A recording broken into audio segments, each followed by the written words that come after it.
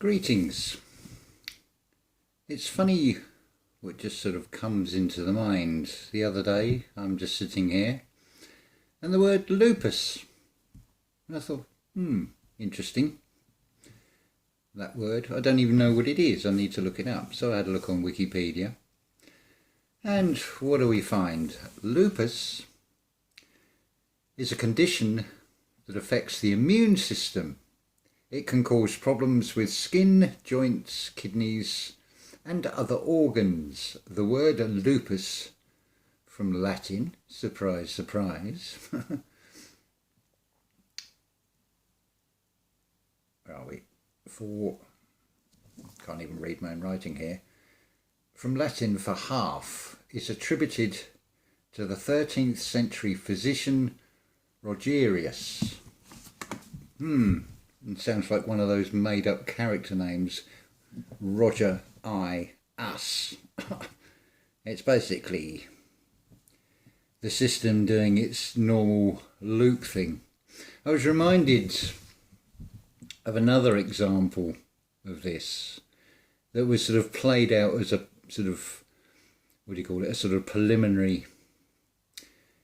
And that was those sweets called Skittles. Taste the rainbow. I don't know if, certainly you got this advert a few years back in the UK. I don't know if you got it in North America, but basically this guy, whatever he touches turns into these Skittles, and just like a table, he touches it. It's like a Midas touch in reverse and the whole table just collapses. Is it almost like you can see in that it's representing the cells. But why the rainbow? Why taste the rainbow? Well, that has been displayed with those silly upside down rainbows in the windows, which again is a replay of the chosen one did the blood over the door so they'd be spared. And of course it's all played in reverse as always. But there is a rainbow. And it's something I think that needs clarifying. It's something that seems to be raising its head certainly on Facebook, and a lot of confusion about it. And that is the 144,000. It's not looking for 144,000 people individually. It's something that is individual within you. Like everything else, it is all within you. Now, for those of you that haven't experienced this, get involved in a meditation, like a moon ceremony, with somebody who's going to guide you through it. It's an opening of the chakras. So your root chakra is 4 petals. Your sacral chakra is 6 petals. Your solar chakra is 10. Your throat is 12, which makes 48. Now this is where the Trinity comes in. Your third eye, so called, which is your Christ consciousness, is greater than the 48. It is double. It is 2 times 48 because you have 2 hemispheres. So that gives you your 3 48s. Which comes to 144. Now, when you raise it to the crown chakra, it's multiplied by 1,000, hence 144,000. If you look at all these words, they've got a common denominator. So whether you want to say Jesus, which is basically he is us, G is us, thalamus, and so on. And of course lupus, which is the external, keeping us in this loop. The one common denominator is us. When you come together as a core, a choir, it's a core us. The answer is always us. It's within us.